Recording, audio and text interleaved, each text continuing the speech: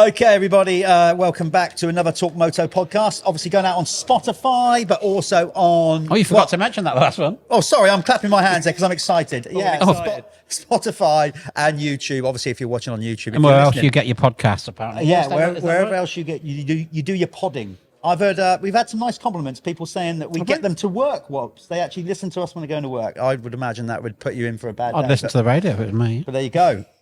So here we are. We're at Talon. This is their 50th year in business. So we come down. That's going some, isn't it? British industry as well. Yeah, exactly. So that's cool. Doug was only 10 years old when Talon started. Yeah. 11 maybe. So if you're hearing a bit of clinking in the background, that's because beers are flowing here at Talon. Too many. I think it's going to get messy. Looking at the table over It's mid-afternoon and there are so many empty bottles of Corona on the table over there. Driving? I don't know who's driving home. But anyway, this is good stuff. So thanks to Talon for getting behind the show. Yeah, mega. Thank you. So what we got here now, we've got a few British Championship riders that have come down who are obviously supported by Talon. So we're going to do almost like a kind of quick fire one this time. We're not going to go the full hour with each guest. We're just going to do 15-minute blast, and we're going to start with Mr. Jake He hasn't got Shipton. the concentration for an whole hour. No, he hasn't. I hit my head too many times when I was racing. Definitely not. 15 minutes is max. Yeah. Or the So 4 welcome. laps. 4 laps at Vauxhall was good enough. Introduce them, man. I did. I did. Sorry, I wasn't listening. You weren't listening. Yeah, so Mr. Jake Shipton, or Shippo, as he's affectionately known. Shippo, let's dive straight in. You had, obviously a good racing career, and then you've kind of stopped for a bit, and now you've been roped back into it again with the vet scene. The vet stuff. You seem to enjoy it, kid. You seem to like it. You are Yeah, old. no. How old are you now? 31. I wouldn't say that's old. No, it's not that old. I stopped racing when I was on the younger side, just COVID and all that. Don't want to bore everyone with that. So, now spoke to Revs, got involved with the vets thing, and if I can say bloody, I bloody love it. Yeah. It's kind of brung that jizz back to racing. Yeah. A lot of people say the same. I'm not trying to blow up the vet scene, but there's a lot of guys who actually are enjoying the racing again without totally the pressure, without the drama. Yeah, and it's like, for sure I was serious when I raced, but now you are serious, but you're not. Yeah. Are you saying you got a legitimate kind of excuse to just go, well, I'm getting it on a bit, Yeah, a bit. bike breaks? But then now this he's year, not those ones. Fox Hills made me realise, like, right, next year, I think I'm going to put a bit more into it. Yeah. They are going fast, aren't they? Yeah. They are. And, like, They're for not me, messing. The speed was good, but more like 4 laps, I thought, this feels 35 minutes long. Yeah. But yeah, like, just to be a part of the event. I mean, same like them with guys are Farley. going Grand Prix speed.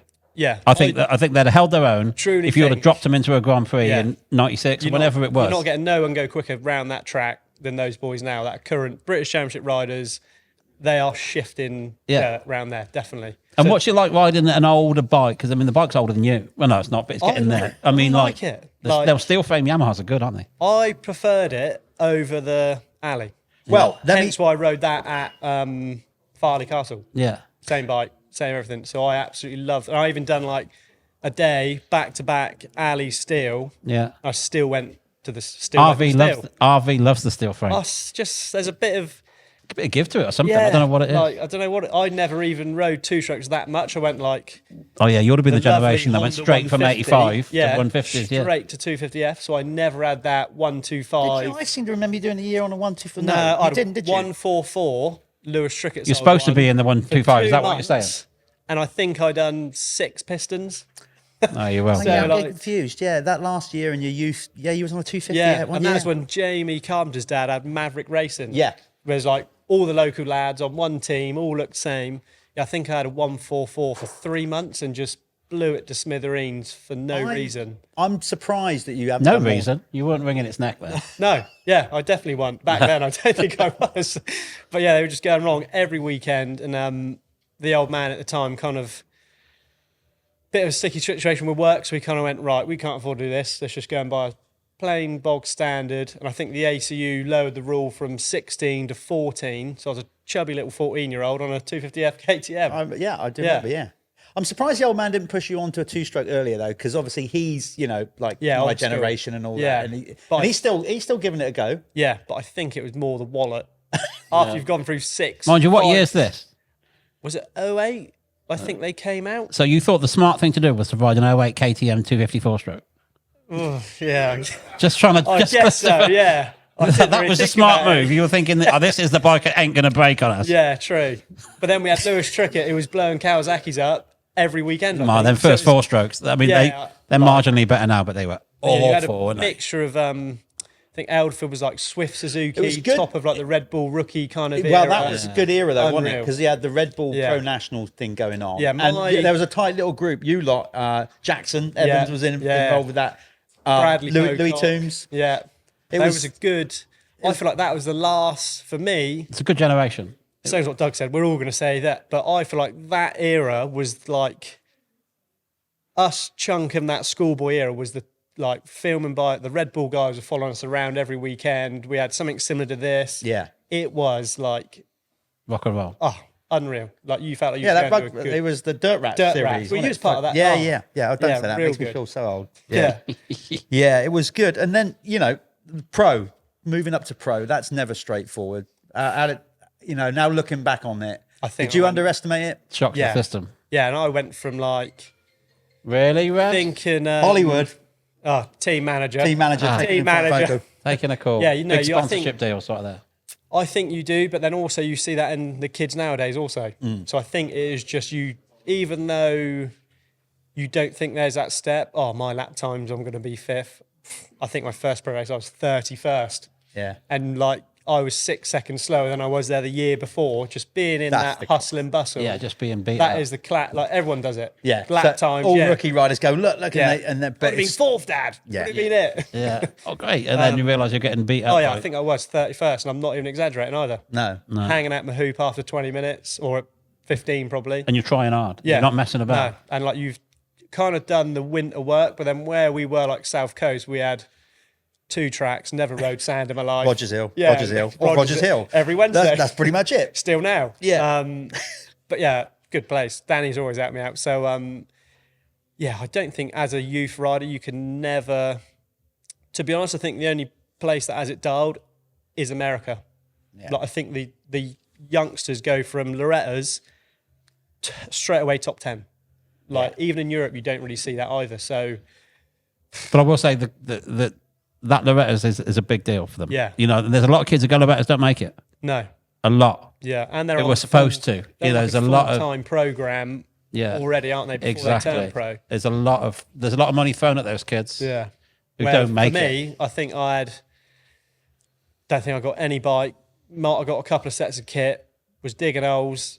Eating from the burger van every lunch. That was my program going into the pro ranks. I'll put a little bit of perspective on that. When I was in California at Monster one time, right, they were telling me a story that Faulkner's old man got a check through the post from Monster. Yeah. And he rang them up because he thought it'd been an admin error because I won't say the figure, but it was 5 figures. Scary, yeah. And he's like, I think somebody's made an admin error. Yeah. And they're like, no, that's his bonus for the first quarter. And he was still an amateur rider. He wasn't even a pro rider. Yeah, it is insane. But the pressure on those kids is also insane. Yeah, that's where over here you wing it in some way, don't you? We have a few guys that kind of know where they're going or have some aspects, but I think over here it's just you and your dad or your family, and you just kind of buy a bike, you go and quick round a track, and you kind of just chuck yourself in the deep end or see where you're at. That is the only kind of, especially when money's speaks everywhere. So we was kind of at a point where people were going to places like MX Heaven in Europe, where we were literally Rogers Hill, cusses. Fair play. And that was it. Keeping the fuel costs down. Yeah. Dave's done it right. If they were shut for 3 months, I was off a bike for 3 months. Yeah. It's literally as simple as that. So where are we at now? What are you doing now? Because you enjoyed Farley enough and Fox Hill. Yeah. So you want to come back racing. So yeah, definitely. So what's the immediate plans, future for Jake Shipton now then? As a father, and all that. Life's changed. Best dad I can be. We've stolen Yamaha doing these races. Done. If we want to do some more races, like Rev's open to it, I want to race more. And to be honest, you should mention that. Yeah. To be honest, I just want to be on those bikes. I can't tell you how good those bikes are. Well, I know he's looking right at me, and he just told me to say that. But I won't let you test one of mine then. I don't want to burst your bubble. Yeah. I don't want to burst your bubble. No, but I think that Yamaha, that era was good. Good bikes, man. It's just brung that fun back in it. So, but what element of racing though? What, just go and do like the Evo? You've got to do more than like 2 races a year. Well, that means you've got a lot more on. All right, well, if you want, if that's what the public wants. Stressful Yeah, no, I would personally like to go and do some British on that O2. Yeah, that'd be cool. Because I don't want to ride a 450. I'll put it that way. I bought one the start of the year. Was fun. Then you start getting back up to speed. And then I rode Rev's bike and it kind of was like, chucked out the back. Right, let's sell that. Yeah. And I've just been riding those 2-strokes and going. The thing is, the 2-strokes is like you're going fast, but you're not going to kill yourself. Yeah. Whereas a 4-stroke is so efficient. Yeah. Things get out of control, scary. They go out of control. Like Tommy told me that you can do the same corner 7 times, and the 8th time you're going to eat shit. Yeah. And you've done the same thing. Yeah. It you is know, totally and like different. if efficient was fun, we'd all be driving Honda Civics, wouldn't we? And you still feel fast as flip when you're on a 2-stroke because it's making noise, it's wheeling, it's stepping out. Did you hear that, Doug? Nobody wants to ride a 4-stroke bloody I don't know how you sleep at night. I would, but No, we're joking. Apparently, Doug's the same for the 252 strokes. So we're like, let's not give him a hard time. I was wrong. and like it brings back I just said the fun, but it brings back. You've got to change it down 2 gears every turn. Shift, back down again. You got to be on it. For me, you're knackering yourself more in those like 10, 15-minute races than you would a 450 race in 3rd gear. But there seems to be better racing.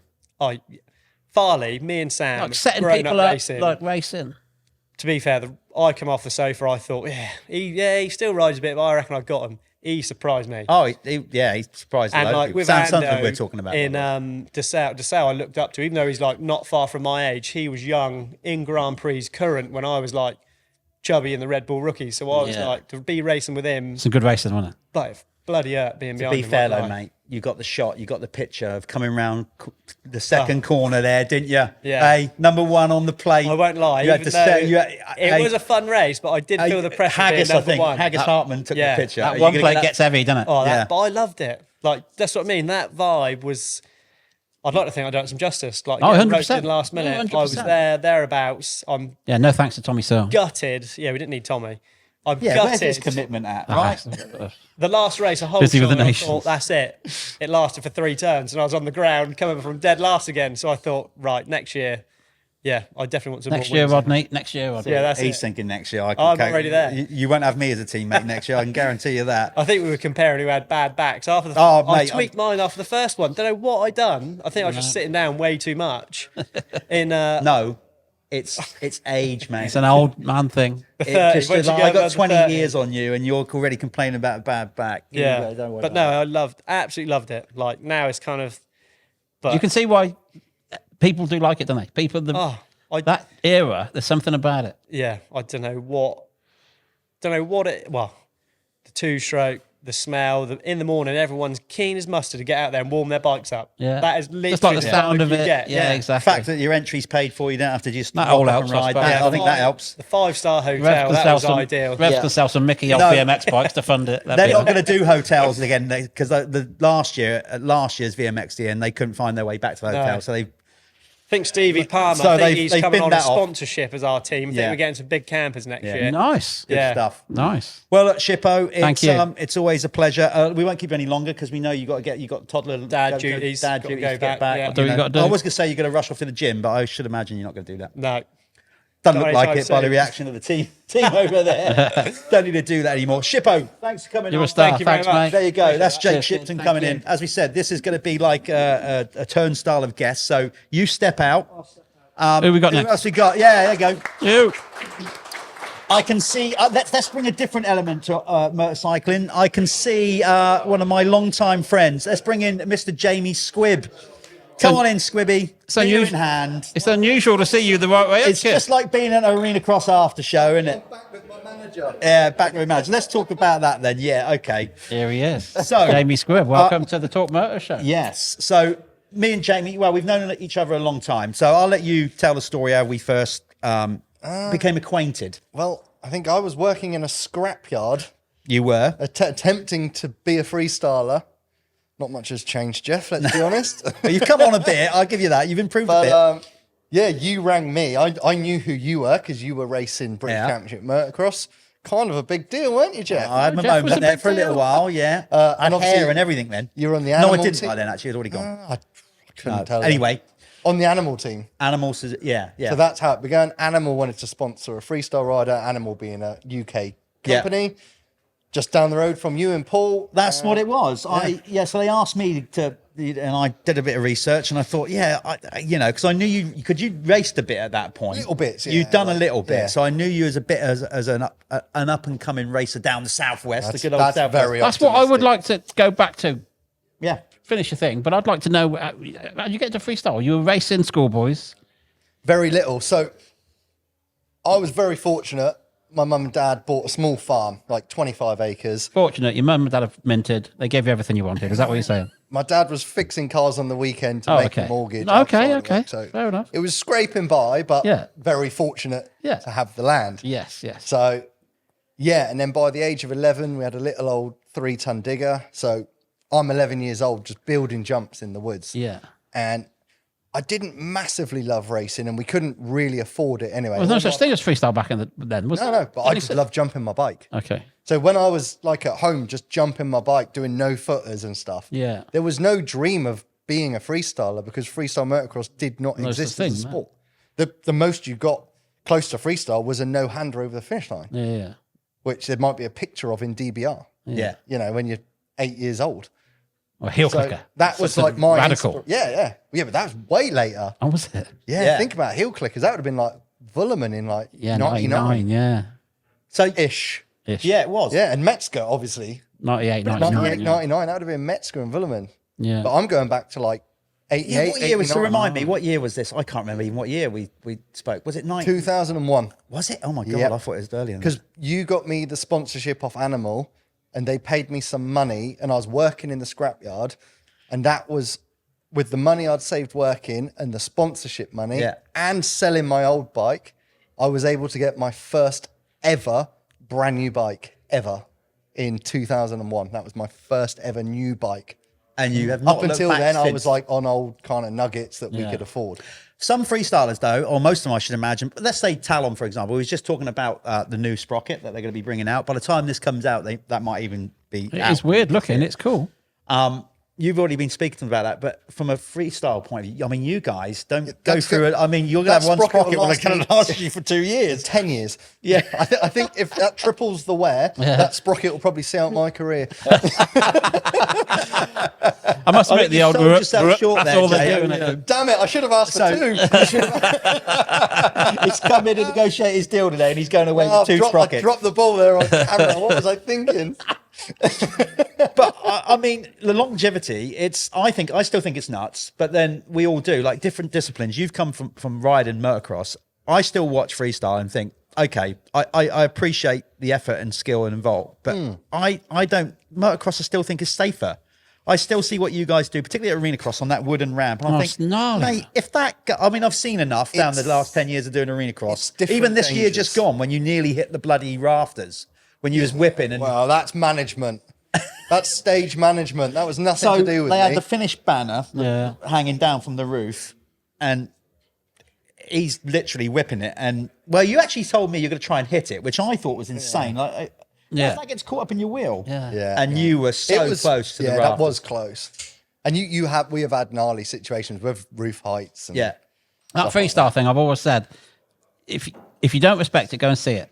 Yeah. And go and see it from the floor, and then tell me you don't respect it. Because it is genuinely. Because it's scary, gnarly. man. It's proper scary. I mean, I remember working, not with you, you were Metzger's mechanic in Sheffield. Yes, I was. And the in-run was so tight. Oh, God. And I by hated absolute luck, you had a different front sprocket for a KX250 and you put it on my bike. Oh, okay. That would have been 02. I remember at Sheffield. stressing about the jetting. That He was the wanted first time I met you. He wanted it leaner. I'm like, you're going to seize it. Yeah, this thing's going to seize it, man. It's going to nip up.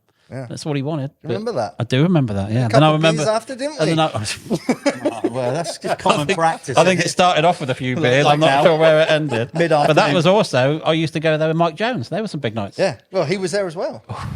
Jones, that boy was something else, wasn't he? Yeah. So We got ejected from the. We were this when we got thrown out the hotel. We had to go down the fire escape. No, I don't know. I might have been, but I might have quietly. No, snuck the off police to were bed. coming up. Well, you I've don't always been a remember it. good boy. That's why Jeff We're Spinks looking out the and me were window. mates. You can see the police cars. They're coming up the escalator, and we're down the fire escape. Yeah, no, I wouldn't have been involved with that, Jeff. I you promise. were a good boy, and clearly you've been influenced during your career, because you know, where's it all gone wrong?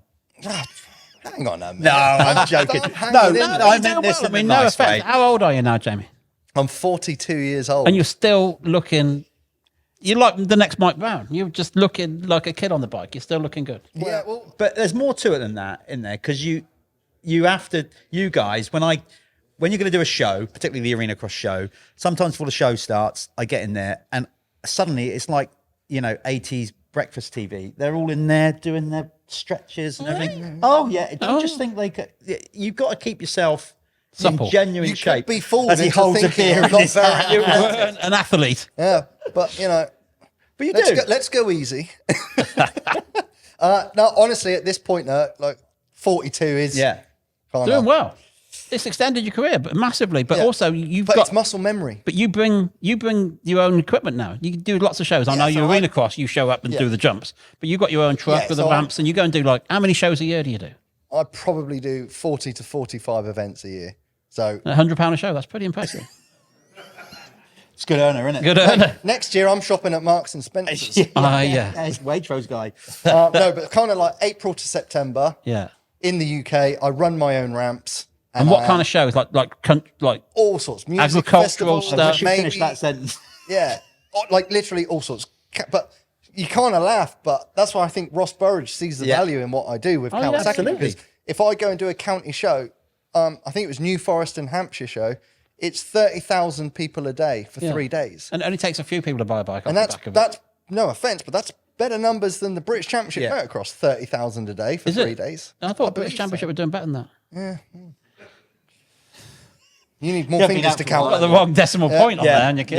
Yeah. And so we 300 do a lot maybe. of events like that, and then you do like some music festivals. We were over in Guernsey for the You are a rock Battle star. of the Flowers.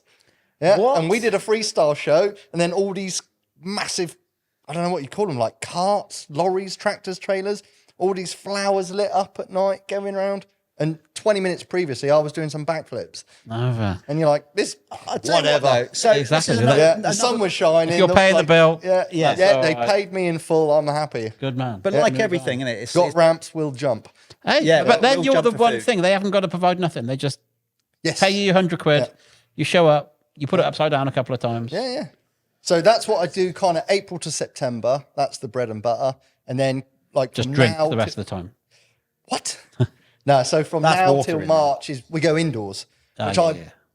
I'd much prefer because with freestyle, No question about the weather. once you've got flat ground, no wind, no rain, Yeah. then you can be way more focused on just riding good. Whereas when you're providing the equipment and the arena's bumpy and on a hill, the wind's changing direction, that's just like stressful, and you're providing a service and riding to survive. I know, but when you're Whereas indoors, you're riding. But if like, I you're wanna at some ride good, I agricultural wanna show, do they're good. not expecting you to do crazy Exactly. shit. You're just doing a jump, Yeah. like a dead sailor or something, is cool. and they all think it's great. Yeah, which is cool, but you don't get the satisfaction yourself. No, 'cause you wanna because push you know yourself. what you've been doing at You home wanna all do week the stuff, yeah. practicing. So when you've been at home all week practicing, like big flip tricks, and then you have to go, and it is a shitty arena, it is shit weather. You get the job done, they're all happy, but Yeah. you drive out of there going, I know I can do this. And do you hire any other guys to help you, or is it just you? I drive the lorry. I commentate the show on a wireless mic in the crash helmet. And then depending on their budget, I'll bring in 1, 2, 3 other riders. Okay, Depending on what they want. sweet. So that's April proper to businessman, September. isn't you? He's done it right. Do you still get that first jump buzz, like as Nerves. in the first? First yeah. jump nerves, which is, it sounds mental, doesn't it? Because you have the mesh boards folded out, Yeah. same length, you got the same ramp at the same gap, but you stick it in an arena on different grounds at different angles and different wind, Oh yeah. and you're judging it. And it's really hard. And I actually will say to the crowd, right, I'll have a couple in runs, just check everything's good.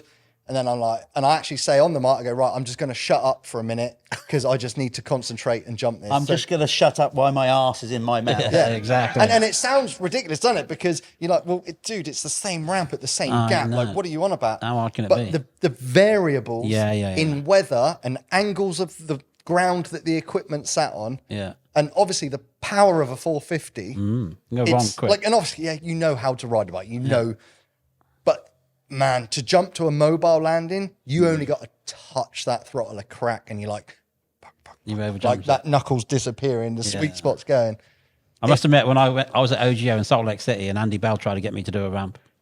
Not in a million years. That was a sick place, man. We went. You took me there, didn't you? Yeah, it was good. We were doing the Super Moto inside when you were there. Yeah. How mental was that? And they had the skateboard ramp. Yeah, inside. how mental was that? That was nuts. Talking of those overjump, like this year, we was at Goodwood, and that was a sketchy one, wasn't it, with the wind there? The Thursday was the worst day, like wasn't it? Real windy. Yeah. I'm not even doing it.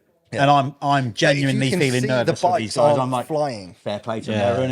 and you're like jumping to the, the wind's taking you. And it's just freestyle is all about consistency and basically like what you were saying before about racing and freestyle, like, but you're trying to do something that's very dangerous as safely as possible. Yeah. So consistency is your number one friend. Yeah. In freestyle. So when there's a gust of wind, it fucks you. Yeah. Like it's Scary. no one No, understands it's until scary. you've been in the air off the bike and you're on a, like now we have airbags, but we're not getting airbags at all the shows in the UK yet. I'm practicing on one at home. I've bought one and my riding is actually improving. I'm 42 and in the last few months I feel like my riding. We're getting a little bit braver now because there's literally an airbag. There's a safety margin. Yeah. And I had a hideous crash in Riyadh a couple of years ago.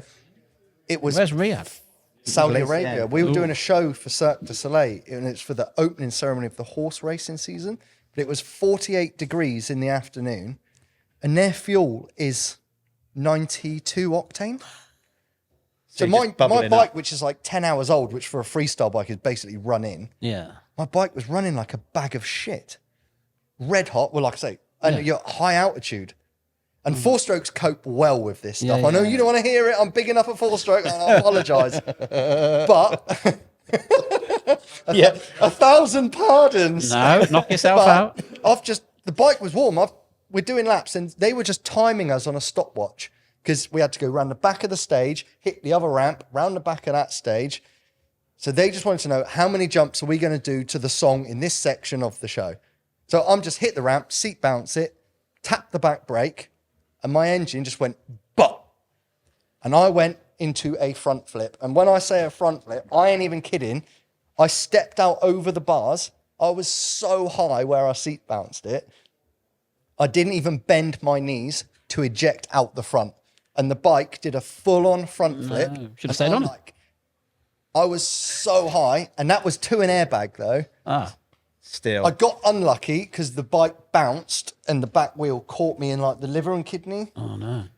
But, oh my God, can you imagine if that was on dirt or like a mobile, like a lorry with steel and wood? Yeah, that would have hurt. That's why I say they're mental. They're mental. They are. When you actually watch them do it, it is proper scary. So I still ended up in hospital, and I kid you not, I was waiting for ages, and I'm looking around, I'm like, I reckon I've got enough air in me to just fly home. Like, I was struggling to breathe a bit, but I'm like, I'll be all right. Hospital shut down. It's time for a prayer. No. And I'm like, I need x-rays. I need an MRI and an ultrasound on my organs. And this guy's knelt down in front of me. He's got his mat out facing northeast, whatever. He's got the mat down in front of me, and he's like, I'm just going to pray for you. And I'm like, I don't need a prayer, kid. You don't want to be rude. No. You don't want to be rude, don't it? Like, I can't breathe over it. Each to their own. I'm like, Yeah. You're like, your prayers are fantastic, but I really need an MRI scan because it feels like my insides are swelling. See what I mean? And on that note, I mean, I'm not sure that was a good place to end it, but that just highlights the life of an FMXer. It's 42, still going strong. Looking good. Yeah. Britain's best. I He am is. going to say. I am going to The say man that. does a good job. I am going to Does say a that. Quality job, and I've known you forever. And credit to you. I'm proud of you. So hopefully, I don't know what arrangements you've made for next year, but hopefully we'll see him at Arena Cross. I reckon you'll see it. Good. Arena Okay. Cross. I don't think January 4th. Yeah. Well, I don't know. I'm not putting him on the spot. He might not be there, but hopefully you will be. I hope to be. I'd like to think I will Mr. be. Bates, It's just signing up. It's just started lashing down outside. It has, so and probably I've not got a good Tommy time Searle's to do race bike freestyle. outside. Jamie, always a pleasure. I look forward to seeing him at Arena Cross. Good to see you, mate. There you go. Go and have another beer. While you're at it. Another. Get him into you. Yeah, you're not having to drive home. I know that. While you're at it, can you get me one? Yeah, no worries. Thanks. Hey, they got some nice cocktails on the go as well, actually. So, I think Snazzy, yeah. Well, We're we're all out today, stuck here aren't we? doing this, aren't we? But I'll catch up with that. Wobbs, what are you on? Soft I'm drinks? on soft drinks. I've got to drive home. Actually, so have I. Didn't think that. Didn't think that through, did on I? the M5, mate. You ain't driving. Oh, I know. I had to come through Wales. I had to make sure I kept the speed up so I didn't have the wheels off the van. Who have we got next? Oh, I can see a rider. Yeah, Squibby, always a pleasure. There you go. Cheers, like I Skip. said, we've got a varying British motocross riders, freestyles here today at Talon's 50th anniversary. So let's get Dan Thornhill in. Dan, come on in. Come on in, kid. I'm drinking normal Coke. It makes me feel like my teeth got Ugg boots on. How are you, Dan? How are you, kid? Very good, thank you. How are you guys? Very well. Let's start. I want to start straight away. Last time I saw you was a couple of weeks ago, 2 or 3 weeks ago, trying out Arena Cross for the first time at Moto 101. So the Arena Cross team built a track up there to try and entice more British riders into doing it. I think that was your first time, wasn't it? Trying Arena Cross? Yeah, first ever time actually. Well, I say that when I was a youngster, I did a few of the Future West events, but Okay, how old are you? Did you? yeah, What? Where? Future West. That was in like Sheffield? 1927, man. yeah, that was on like 65, small 85 then. So, So how old are you now? I'm 29, coming up 30. Oh, yeah, well, I see, I've down as younger than that. Me too. You're Yeah. looking well, mate. Been for around a 29. little No, while. You are. You're looking all right. So so you did a bit as a kid, but Yeah. you haven't tried it as a adult. No. And I know we had some bad weather leading into it, but the track dried out pretty good. Tell us what you thought of your your new experiences of trying an arena course. I thought you looked pretty good. Did you? Yeah, I did. I mean, to be honest, Obviously, he didn't. No, evidently not. From that no. reply. I mean, I actually thought I adapted to it quite well. I've not, as you say, I've not had a lot of experience at it, and I felt like I'm getting on a little bit compared to some of the others that are getting involved in it. But actually, yeah, the flow was good. I was just a little bit skeptical of the whoops. I don't know, my balls are big enough for those. Hold on now, because of all the people that was trying it for the first time, and it's just not just me saying it. I think who else said it? Jack Brunel thought you would handle them pretty good. I did. Or maybe it's a height thing because you were like, you were actually committing to them and getting way over the back. Yeah, I mean, You need some balls, though, don't you? yeah, you do. I mean, You left them on the. Oh, I mean, I'm no rider, and I've been around enough, and I've seen some guys go through the whoops, and I'm thinking, I've way. quite a good relationship with Chatfield, and obviously he was on the wind up all day as he does. And Yeah. he was like, "Oh, you got draft legs. You can do it. Get on there. Just hang off the back." And every time I got there, I was like, "I'm gonna do it." And I shifted a gear, and I was like, "Nah, not doing it." nah. It's so Chatfield that, isn't it? Enticing you to do something he wouldn't do because he loves doubling through them, doesn't he? Or Yeah. trying to. You very rarely. Oh, the see him worst skip thing it. you can do, apparently, is wheelie into them. Apparently. Because Right. then once the front wheel hits, it dips in. So Yeah. you've got to go at him, let the back wheel hit, then the front's got to hit every one. Apparently, how on earth you do that? That's why I'm not a rider. Listen, if you commit to Arena Cross next year, Wobbs is doing private coaching. Yeah, he so sounds, you he can. sounds like he can. There's teach a lot me of a thing or times two. I've been stood on track walk giving seen it. enough, Why haven't don't you? you jump here? Why don't you land over there? Listen to me. Well, Like, you've I seen couldn't do enough. it. I couldn't You've- walk around the fucking track. Yeah, but you've seen. I've seen you've plenty. been to I've seen proper plenty. AMA I've seen plenty. stuff. Yeah, but I don't mean I could do it. Believe me. No, I do believe you. No, yeah. I totally believe you. But I can tell somebody else how to do it with the best of them. So, you've been riding for Tim this year. Yep. Can you say where you're at going into next year? First of Tim, all, can just you talk bring us up to hold speed? on, hold on. We don't all know what's going on. No, Tim, Tim Chambers. Ah. But before we get on to next year, how's this year been with Tim? Because we finished the season now. We just finished the last British at Preston. Yeah, last British at Preston at the weekend. That was me with my beer. Sorry. Yeah, he's getting Yeah, withdrawals Mary. already. It's empty. How'd it go? Yeah, everything's been pretty good this year. I've had a couple of years of injuries, as you probably know. All started actually way back when at your first evening race. Yeah, all right. Yeah. That's where my career took a bit of a turn. But yeah, I blame track prep. Let's blame Barkley for that. or I ran out of talent that night, maybe. Yeah, Not maybe. sure. But yeah, I've had a couple of years up and down, trying to build back confidence. Actually, as you guys both know, like you get to a good stage, and I felt like I was at a good stage at that point in my career, and unfortunately I had injury which sort of hindered me for a few years actually. But this year's been the first year that I've actually pulled a full season together, built confidence each week. It sounds stupid, really, at my age and the time I'm at in my career. But actually, yeah, I've been knocking on door the top 10 all year. Ended up 10th in the British Championship and 6th in the fastest 40. So a consistent year all around, really. Do you set goals? Did you set a goal this year? And if so, did you reach that target? Was top 10 like a target, or do you just go, let's just take one race I mean, at a I time? think, realistically, at the end of the season, to be in the top 10 of both championships I would have been happy with. So, Yeah. I mean, I've met my goals and expectations. This year was also a bit different because I've kind of work's more important now. Got married at the end of last year, and I've got a mortgage and commitments and stuff. I feel your pain, kid. I feel your pain. What, the mortgage or the marriage? Everything. No, you marry the right one, kid, you'll be golden. But I think that, things take a turn, don't they? Saved that one, didn't I? Great save. Pulled that Robs. one out the bag. Yeah. But yeah, so yeah. To be fair, work has been, as I say, been quite important. And yeah, I mean, I ride once a week if I can, and actually the results have been pretty decent with the effort and work that's been going in behind the scenes. So you've mentioned work quite a lot there. So does that change your whole mindset of where you are now as a racer? I know you're committed. Clearly you are, and you train, but psychologically, age and where you're at, you've still got good years in the tank, but you do have to consider life after motocross. Yeah, for sure. And to be fair, I've always worked. But I've had opportunities to dibble dabble in both. Whereas this year's been a bit more one over the other, which is where Tim's really good. I've sat down with Tim at the end of last year, and I said that this is what I need to do, and he's happy. He just he's happy as long as his riders are happy, and we have a good relationship. Obviously, my family, my dad loves a drink, and Tim enjoys a good beer, and you'll be all right then. So it's a good atmosphere. Everyone gets on, and yeah, to be honest, it's just it's been a consistent year, and I think I've found a balance.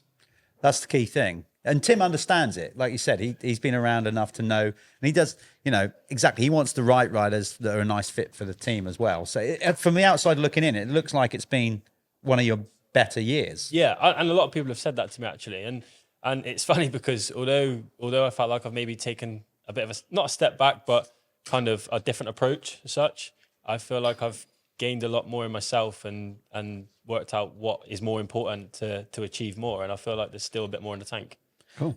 Talking of that, then jumping back to what I said earlier, are you in a position? Have you agreed anything for next year, or can you say where you're at? So I'm in talks with Tim again. Obviously, most of you guys will probably know now that Tim's making a bit of a step back into the world level. Yeah. That there is talks of a couple of us staying in the British scene. So hopefully, I can be that person to stay within British and keep doing what I'm doing, and potentially maybe do the odd. There's one EMX Open around the year, and I did that this year, which was cool. Yeah. Which is a good level for me. So hopefully, maybe I can have another good season at British, and yeah, maybe commit to a couple of those too. What's it like? Sibling rivalries. My brother used to race, but then anyway, you've got a younger brother, Brad. Yep.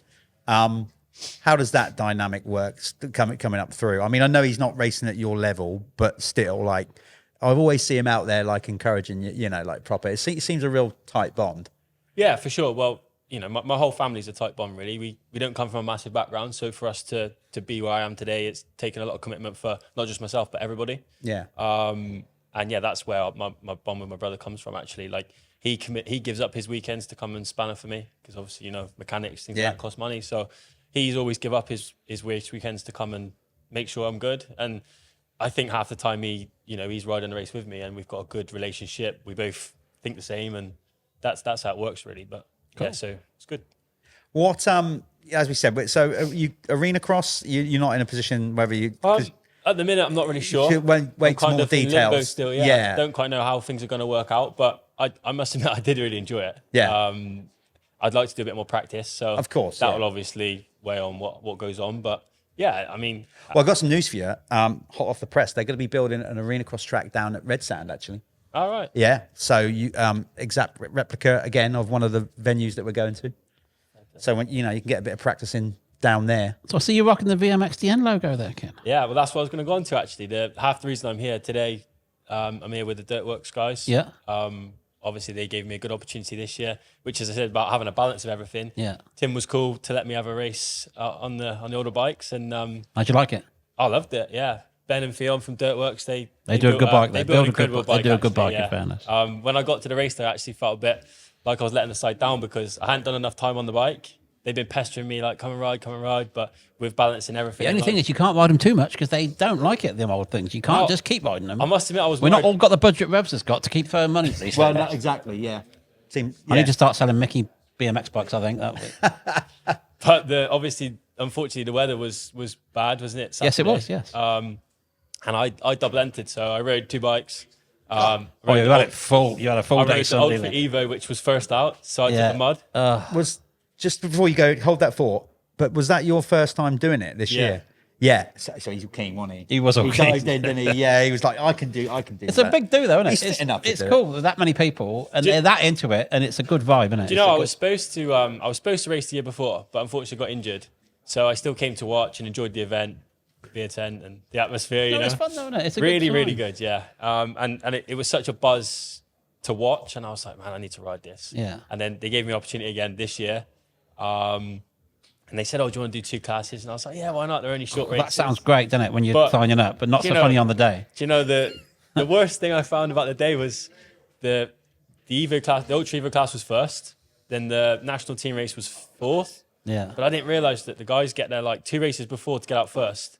So the first practice, I went out reasonably early. Then I came in, the bike was obviously dirty. Yeah. We got it scraped, went back out, and then I was like mid-pack. But of the team race, and qualifying is so important at Foxhills for the start. So if you're not in that first 5 or 6 gates. no, exactly. So by the time I'd actually gone ready for the first race, I couldn't even think. Do you know what I mean? It was chaotic. Yeah, but, 2 races is a lot. but do you know what? I really enjoyed it. Good. How did the you've raced British Championship there? Yep. On obviously a 4-stroke. How, from a racer's point of view, how did the track compare with the British? Did the 2 strokes? You know, I know we had a lot of rain, so that changed probably. Track the got dynamic. tricky, didn't it? Track was tricky. I mean, landing in them ruts and stuff was Looked like... gnarly. I mean, genuine. You know, I've ridden a lot of tracks and I've raced a lot of times at Foxhill, and I was like, obviously they're doing the live stream, and I was thinking, rather them than me, you know, how was Definitely it? wasn't one line, I can tell you that much. No, and the year before was quite hard pack, wasn't it? Yeah, so there's loads of lines. And when I rode the bike was on the suspension was on the softer side. I thought, oh, that's perfect. You know, like Yeah. my dad sort of said to me, you don't want them too stiff because they work better a bit softer. And I was like, great. And then I went out and it was so deep, and the weight on the mud guards and stuff. The bike was like fenders all stroke, giving it all this. Yeah. But actually, the track was incredible by the end of the day. The ruts and the bumps. I mean, I'm not sure some of the Evo bikes enjoyed the hit they were taking, but Yeah. Imagine if they'd have gone on track Saturday. I know. Imagine how But how knackered good it did the track turn out? Though, to be fair? By lunchtime, the track was awesome, wasn't it? It was the track incredible, was yeah. really good. And actually, I went back only a couple of weeks ago to race the Bridgestone Masters Oh, at yeah. Foxhills. They didn't do all of the track that we did at VMXTM, but they hadn't graded some of the sections, and some of the hills, the bumps on those hills. I was actually quite. When you ride, you don't realise, notice do you? it, do you? And I went to have a look around, and I was thinking, Jesus, we took them old bikes down those hills and the bumps. Yeah. Thinking like the The thing is, they are don't good. feel like old bikes when you're racing them because everybody else is on them. Yeah, for So, sure. you know, the racing's still The there. racing, the bit I enjoyed about it the most, I think, was the racing was intense Yeah. throughout the whole field. Oh, yeah. Sometimes you go to races, modern races, and you have a group of guys at the front, then everyone's kind of at the same pace following each other Yeah. around. And, you know, there was racing in first place, 20th place, 10th Yeah. place. Plenty There to was see. battles everywhere, and it Yeah. was really cool. Like, It's a nice vibe as well. Look, we tried to get the 90s Grand Prix vibe. You're too young to remember the 90s, Yeah. but we at least have a good time there. Yeah. And so try to get that back. and as I say about my family bond and stuff, we all came. You know, my family enjoyed the beer tent at night. Yeah. You know, I enjoyed the atmosphere and the racing was good. I think it was the beer tent from the year Evidently. before that pulled him That in. Friday night beer tent. Yeah. Friday I night. had to just rein myself in because I had a lot When of you're racing riding, to do. yeah, exactly. How easy did you adapt to the 2-stroke? Did it take a? you Yeah, know- as I say, I felt like I was a little bit. You got to be a lot busier on it, ain't you? Yeah, and you know, the boys were great actually. We changed the gearing and stuff and tweaked the bike throughout the day. But yeah, actually, once we got a good setup, I actually felt really at home on it, and I felt like I'm always battling that with the Americans because they'd be riding 4-strokes. Yeah. And they want it set up like a 4-stroke. And by the end of the weekend, we're back to where we started. That was a little bit like me. I had it very torquey and a bit more docile, and actually, I feel like I need it to rev it more. Yeah. And as you get used to riding it, Once you'll we got go it back. revving, yeah, I'd never changed so many gears. No, you are up and down the box like a mad thing, aren't It you? seems to me, Rob, sat here, that we found somebody that's going to carry on racing VMXDN as long as you keep doing it for quite a while. Seems like you're sold on it. Well, to be fair, the boys at Dirtworks love it, and I enjoyed it. So hopefully we can. And I'll be get back in a next few year, more. kid. We'll be there. Yeah. we will. Dan, thanks for coming on. Thank you. Thanks for coming down to the Cheers, Talon cheers, thing. There you go, Mr. Dan Thornhill. Thank you. He's going to be doing I'm going to put the words in his mouth. He's going to be doing the VMXDN next year. Yes, he is. Who else we got in there? Let's see. Oh, I can see. Get this. Josh, come on. Josh up. Spinks, I believe. Come on, Josh Spinks. Let's get him in. Running the tash and everything. He's staying. He's not in a rush to get away. He's got that porn star. Still- yeah, He's got the porn yeah. star look about him. Take a pew, Josh. Take a pew. How are we? I'm very well, mate. Yourself? Very well, thank you. Another rider of note. You've had a good I think a good good career. Yeah, absolutely. Not that you're done. We're talking like you retired. No, you know what I mean? I'm still in it a little You're bit. still in it a little bit, Yeah. but you have kind of wound it down a bit. Tell us more of what you're doing these days. So since 2016, I started coaching, motocross coaching, and that just developed, and that takes up most of my time now. So just like Dan was saying, I'm probably out once a week. Yeah. I'm happy with that. I think the bike's done around 45 hours this year. So if you average that over the space of time, that's probably an hour a week. Yeah. And I'm happy with that. All the other days on the road, coaching riders, back late, figuring out the next few days, and that just takes my time now, and that's just the way it is, and I'm enjoying it. So do the full pitch. What area do you go all over the country, or where do you predominantly ride and do your coaching? I'm based in the Midlands, which is handy because then it's like an hour Fat Cats, hour Moto 101, VIP in Northampton quite a lot, Mildenhall. So, but I've also this year got to know quite a lot of the Scottish riders. So I'm up to Tame during the winter time. Yeah. I do my Spanish trips in the winter as well. So just full on, just all over the place. It's actually cool, isn't it? There's more and more maybe a competitive business, but there's more coaches now in the UK, 100%. which, as a fan of the sport, only be which a I good know thing. you are, that's what I'm saying. As a fan of the sport, Yeah. it's actually cool that more people Yeah, like yourself absolutely. are doing it. Yeah. I think back in, when I was growing up, there was Justin Morris, Yeah. great coach. I know Forky used to do some He's that things. young. But you, Yeah, I'm 31 as well now. So How long's Justin been coaching for that? yeah. I remember when I was on probably 85s, 2007. He just I know started Justin- out. Yeah, I think that's when Justin started coming on the Yeah. team. He was coaching Sam Davis and people Yeah. like that. Yeah, he back in was. the day. But yeah, You never think Boris would be a good trainer, would you? Knowing him back in the day. No, I know what you're saying. Because he yeah. was a Angry mega man. rider, but he didn't really know how to do it. He just did it. Yeah. But now he has this knack of explaining what he's doing. He's mega now. Well, I just didn't, out of all the riders I know, I can't believe that he's transitioned into be such a good coach Yeah. because he was always mega talented, but didn't really know what he was doing. I seem to remember watching him at a track called Leisure Lakes, maybe the KWS, when he was on a 125, possibly a Honda.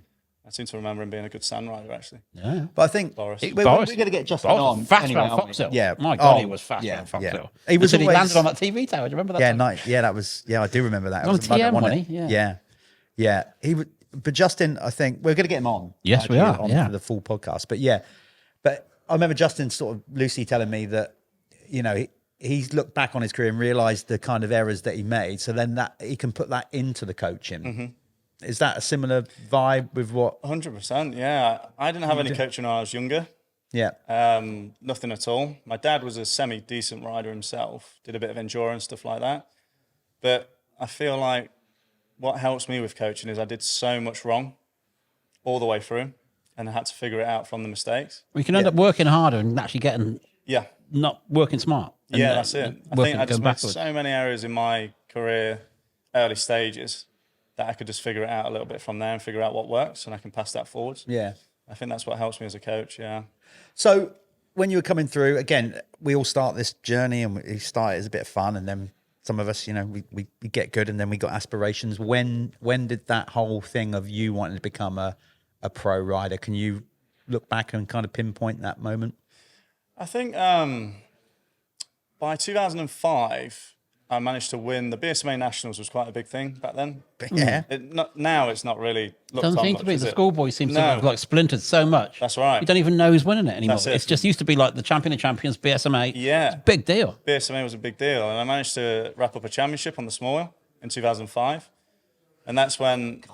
Yeah. No, I'm just saying because that's the year I decided to stop 2005. racing. I've got stuff in my fridge older than that. And he's going that. I need another beer. And I think when I won that championship, which, like I say, it seemed like a big deal at the time. But Maybe it's a not so big much deal. now. Not seen. No, it's a It big was deal. a big deal, yeah. It is a big deal. And like I It's a say, big title. we was in a nice bubble of riders. There's some good riders there as well. Mel Pocock I always used to race with back then. Sam Davis, all these people. And I remember wrapping that championship up and thinking I'd like to push it further. You know what I mean? And try. And I made it to EMX level. Yeah. I did I did one GP. And I got a podium at EMX 250 in 2018. at Matterley, I remember. and that's the peak. That's where that's as far as I got, and I'm happy with that. It's not a bad way to peak, is it? Podium on Matterley. Yeah. No, because at that time, particularly as well, that GPs had changed. The EMX was obviously when I was racing them. That you got on the grading list and you went to GPs. There was no EMX. No. That was No, it. there was no stepping stone. That was your stepping stone, and I would even argue still to this day, right now, that MX1 and MX2, the EMX 250, I think is personally even harder than MX2. Yeah, because everybody's trying to kill each other. You've got Isn't the top you've got the top riders, the factory riders, and then there's a bit. EMX 250 is like it's a slugfest. It's like a last chance qualifier every time they're on track, isn't it? Yeah, I ended up in a couple of those as well, and that was a bit crazy, but. Yeah, the riders we was with there, it was Jet Lawrence when he was on the the Suzuki 250 at 14 years old. And he went from not qualifying at the first round, understandably, just been on an 85, to going 1-1 at the last round. And you could tell how special he was. But then we had Tom Vial, Rowan van der Moostijk, I'm going to forget some names, but it was the last year of EMX that they didn't have an age limit on it. Yeah. So you had Martin Barr, you had Mel Pocock. And it was just like Brian Maru, all these it's like people. A depth of talent. You've got to go somewhere and get top 10. It was incredible. Steve Clark, he'd won some rounds before in the championship. So you just had a massive selection of older riders, experienced riders, and then your Brian Marus that were just so fast. But I have a race where I was struggling a little bit, and Brian Maru would pass me like I was going backwards, being a big ball on the floor the next corner, pick himself up, come past me again, and crash again. And it was just like you had some crazy speed in that race. It was a cool experience. So if that was your highlight, your peak, when did you start to realise that? Let's say coming to the end, because it happens to us all. You've always got to make a conscious decision of when you're going to wrap it up. Was it? I ask this question a lot because I'm always fascinated by it. Was it a sudden, like you woke up one morning and go, I'm done, or was it a sort of gradual thought process? Because I was coaching in 2016, by 2018, when I was doing all of this EMX, I was out coaching probably 4 days a week, almost like a semi-full-time job. Yeah. And that was helping fund the racing a bit. Yeah, I was lucky because I had a good sponsor then, Matt Smith. It was M Smith Electrical. Yeah, of course. It's like our privateer sort of thing, effort, which made the EMX racing even cooler. Because we was just out the back of a van, and we was riding against Brian Maru, for example, Bud Racing, Kawasaki, and these factory teams. So that was really cool. But I suppose the coaching got busier and busier. That was paying well. Do you know what I mean? It was doing really good. The racing didn't bring any income in. It was just a lot of fun. So then you kind of think, by this point, I'm 26, 27. I don't want to be living with my mum much longer. Wow. I need a mortgage and so on. So what's wrong with your mum? No, she's great. She's great. But you just get to that age, don't you? I think you prioritise different things. Yeah. So I'd say what happened, 2018 was a great year. We struggled for support the following year, even after a good year. So we went to Yamaha, nothing wrong with Yamaha, but we had to start again. And we had such a good bike that we built up to in 2018. And then I remember going to Hawkston International in 2019 on the 250F Yamaha. And I was getting passed up the hills every lap. I just went from this amazing bike that I was comfortable with to just an actual moped. It was awful. And of course, the results took a dip. Your dog's happy to hear that. Why is that a moped? Sorry. Probably I don't know how he sleeps at night developing that thing. Yeah, and that's what happened then. So then the struggles and a couple of injuries come into place. And then when was COVID? It was the year after, was it? 2020? 2020, yeah. And then everything's upside down, isn't it? Yeah. And the one positive for me with COVID was when they opened the tracks again, it was hire only. Coaching, what I mean? It got so busy so quickly. And then you just think, well, how old would I have been then? 28. And you're thinking now's a pivotal time to make some decisions that are going to be, correct for the future. But you're still racing now a little bit. Yeah. What events do you do? So I'm doing the... Go on. Get your pitching. Careful what you do, though, because he might ask for start money, and I know you're not going to give him any. No, so just get your pitching. Steady on. I'm not just going to say it, but Fox Hills is always on the top of the list. Yeah. I absolutely love it. It is a highlight of the year, isn't it? And I'm not blowing my own trumpet. It's mega, isn't it? 100%. There's no bullshit needed. It's the one everyone's excited for. So that's it. Go home now. And then I do the Service Nationals because it always attracts some good riders. Yeah. It's an amateur championship. And Darren puts a good race on, in fairness. Yeah, it's a 2-day event, and I've got some good friends now that race there. Yeah. So I go for the social and so on. Actually, the last round was going to be tomorrow. Cancelled. Columbia was cancelled. So I've No actually won wonder. the championship now. By, have you? You know, By default? By default. Got lucky. Got lucky. No, not by default. Oh, I think we had an 18-point cushion. Oh, you're okay. All right, Grant Langston. Yeah, that's it. So I do that one, and then I jump in the Bridgestone Masters occasionally as well. That's good for business as well. I know you're not doing it for that. That's it. But No, but if the kids can see you racing, and this is why I tell Boris, you need to race a little bit. Yeah, that's for the right. kids to know who you are. Yeah. They'll forget, won't they? Well, my commitment to the coaching riders is that I help them through the race on Saturday in the pits, before the race, track walks and all that sort of stuff. And then it's cool because I race on the Sunday, and I've actually had some wins this year as well, which is nice in the expert class. Let's be honest, it is still cool when that happens, when you can kind of go, especially if a kid's giving you a little bit of back chat. Just watch this. Yeah, there you go, fellas. So that reminds me. Have you seen that video of Brownie on the Triumph test day? He's got no helmet on, no gear on, and he pulls a whole shot over one of their riders. I don't know which one it is. And he's actually looking back at him. Oh, God. It's funny. I think even cooler is Wyndham. Oh, yeah. It's like he goes through the whoops in some training. Nails it, yeah. Don't do that, kids at home. No, don't ride without a helmet on, kids. But no, it's insane. Yeah. So you're still, future plans, seems like, you just keep going like you are. I mean, yeah, it it's seems a balance. like life's good, It's Josh. a balance, isn't it? Yeah, I'm really happy. The coaching takes up a lot of time. Yeah. It's a dream job. But like I say, you get up early, you're on the road, you go to where you're going, you know, Jeff. Yeah. You're at the track, you're giving all your time to the riders, which is great, it's exciting. You drive back, you get home at 6, 7, then you've got to arrange the next days. It's one of them great jobs that doesn't end. No. It's constant. I would agree with that. We're all in the sport, right? Yeah. But we can all three of us, I can sit here and comfortably say, when people look at it, people viewing and listening in, like, it must be great. But it's a job. It is a job. And sometimes we can all get motocrossed out. I know you can running the events. I know you can. Yeah. I certainly do with media and the blue, everything. I'm like, oh God, actually, because it's no real timeline to it. You don't do a 9 to 5 with what we do you? After the events for me, all I wanted to do was go and stand outside a shoe shop in town with the rest of the blokes. And I was quite happy doing that for the first week, but that would be about me done. Yeah, you know what I mean? I just want normal. Yeah, love is the car. Go in there. Normal. I don't want to be. They always say self-employed is just 24 hours, isn't it? It is. You don't switch off, and that's if you want to be successful in what you do, that's what you do. So I got one big question for you. Yeah. You obviously got your finger on the pulse with the youth scene. Yeah. Who we got coming through? Who can we get excited about? Because I don't go to any races. I don't know. So I look at the younger riders and Jajowski, Cohen. Yeah, and I just look at the lap times. Not to discredit anyone else because they're all going well. You got your Jet Gardners and they're very stylish, great riders. But then you just look at someone that's going potentially 6-7 seconds a lap faster than anyone else. And so is only standing out? If he's standing out, like Tommy stood out in this, we need there used to be like a constant flow. Yeah, and it seems to not slowed down isn't the right thing, but I think it's the same all over the world. Yeah. I agree. There's not the talent coming through in France and Belgium, whatever there was before. Yeah. But we're all desperate for the next big thing, the next world champion. Townley's young lad. Yeah. He's going to be Poppins and well, that's what I'm saying. They're coming through. Yeah. Who have we got in the UK that's going to take it to him? I think just the gaps that he's pulling around places like Hawkestone. It's great. Just to put that into perspective, he's just to bring you up to speed. He's just won the British 65 championship, and he clean swept it. He won every race every by race. a country mile. Yeah. Outside of that, answering the question you answered, Josh, I would go, as I mentioned before. We got a little British rider, Harry Dale, that doesn't race in the UK. Yeah.